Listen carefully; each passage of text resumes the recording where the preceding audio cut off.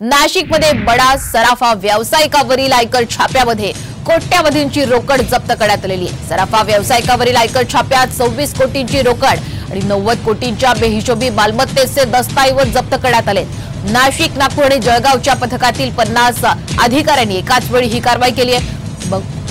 बंगल्यातील furniture फोडून जप्त, प्लायवूडच्या आत लपवलेली रोकडही जप्त करण्यात आलेली आहे। जप्त केलेली रोकड ही मोजण्यास जवळपास 14 तास, रोकड मोजण्यासाठी नेण्यास 7 कार लागलेल्या सलग 30 तास आयकर विभागाने ही कारवाई केली आहे। नाशिकमध्ये सराफा व्यावसायिकाकडे कोट्यावधींची रोकड आणि बेहिशोबी मालमत्ता सापडल्यामुळे सध्या एकच खळबळ माजली आहे। अधिकचे अपडेट घेऊयात आमचे प्रतिनिधी अभिजित सोनावणे यांच्याकडून। अभिजित, आपण पाहतोय नाशिकमध्ये सराफा व्यापाराकडे इतकी कोट्यावधींची रोकड जप्त करण्यात आलेली आहे। मुळात सराफा व्यावसायिकांकडे एवढी रक्कम, बेहिशोबी मालमत्ता आलीच कशी, हा सवाल उपस्थित होतोय। अभिजित यांच्याशी आपण पुन्हा एकदा संपर्क साधूयात। मात्र आत्ताच्या घडीची मोठी बातमी आपण साम टीव्हीवर पाहतोय।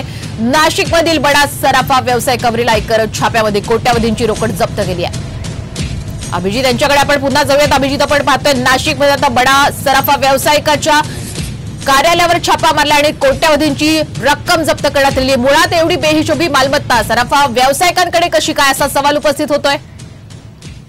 नक्कीच, कारण सराफा व्यावसायिकांने सोने आणि चांदीच्या दागिन्यांमध्ये हवाला केल्याचा संशय आयकर विभागाला होता आणि त्याचमुळे या संशयावरूनच आयकर विभागाने खरं तर हे छापासत्र सुरू केलेलं होतं आणि आयकर विभागाचा संशय जो आहे तो खरा ठरला आणि 26 कोटींची रोकड, 90 कोटींच्या बेहिशोबी मालमत्तांचे कागदपत्र, डॉक्युमेंट आयकर विभागाच्या हाती लागलेले आहेत। त्यामुळे आयकर विभागाचं हे सर्वात मोठं यश म्हणावं लागेल। विशेष म्हणजे 50 अधिकारी सलग 30 तास ही कारवाई 3 ते 4 वेगवेगळ्या ठिकाणी करत होते। नाशिक, जळगाव आणि नागपूर विभागाच्या अधिकाऱ्यांच्या टीम त्यासाठी कार्यरत होत्या आणि तब्बल 30 तासांच्या अथक प्रयत्नांनंतर आयकर विभागाच्या हाती इतक्या मोठ्या प्रमाणात रोकड आणि डॉक्युमेंट जे आहे ते लागलेले आहेत। त्यामुळे आता नाशिक मधल्या सराफा व्यावसायिकांचे धाबं दणाणलं आहे, कारण आता नाशिक मधले सराफा व्यावसायिक हे आयकर विभागाच्या रडारवर आलेले आहेत। त्यामुळे अशा पद्धतीने सोने चांदीच्या व्यवहारांमध्ये